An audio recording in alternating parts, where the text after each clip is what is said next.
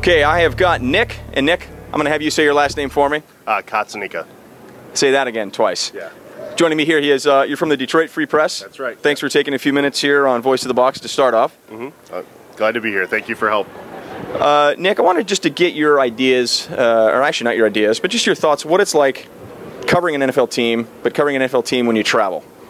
Well, it's a lot of fun, really. I mean, a lot of people have regular jobs, and I don't have a regular job. I get to go on the road to places like San Francisco and kind of enjoy the city a bit, and then cover an NFL game, then go home. So that's not much work. Tell me, and therefore all of the people that join me here on Voice of the Box, what it's like in a general work week for you. Again, specifically to a road game that maybe just a general fan wouldn't know. Well, in the NFL, every week is kind of the same. You know, Monday after a game, you have a press conference and talk to players in the locker room. Tuesday, you're off. Wednesday, Thursday, Friday, you cover practice. And then when you go on the road, you know, a lot of times Saturday you'll fly out, you know, spend the night, get up in the morning, go to the stadium, and you're at the stadium all day. You're in there from the morning.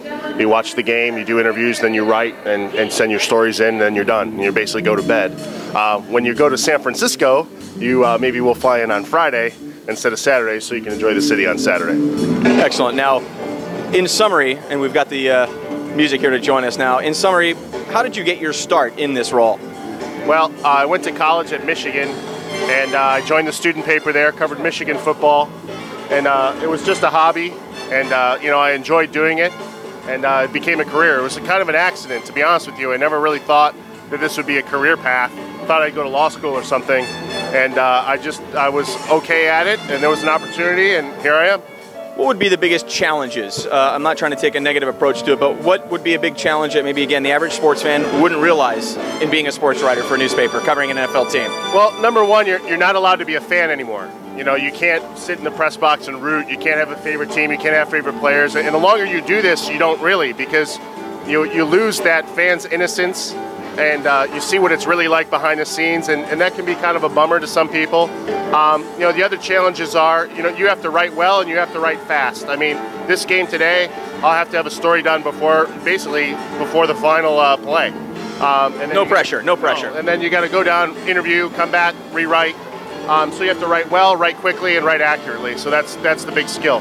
Now, on the flip side of that, what would be the biggest enjoyment that you get out of doing what you do? Well, this is it right here. I mean, my office is Candlestick Park today, and I get to go to San Francisco. I get to go to some other great cities. You know, I get to watch football.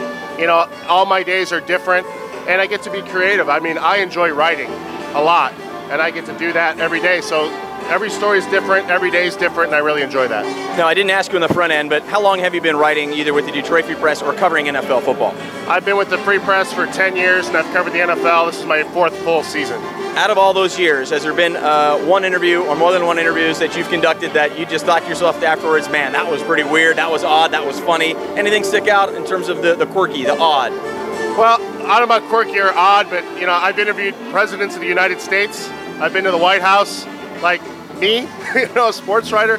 One great thing about this job is you just get to meet people you would have no chance of meeting otherwise. And you get to be in situations that you just wouldn't be in as a normal person. So that's pretty exciting. First impressions of Candlestick Park. It's your first trip out covering your team, the Detroit Lions.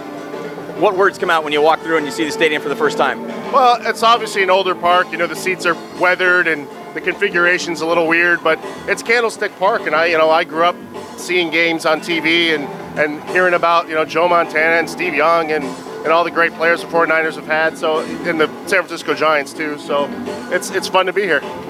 Nick, thanks very much for joining me right here on Voice of the Box. Yep, thank you for having me.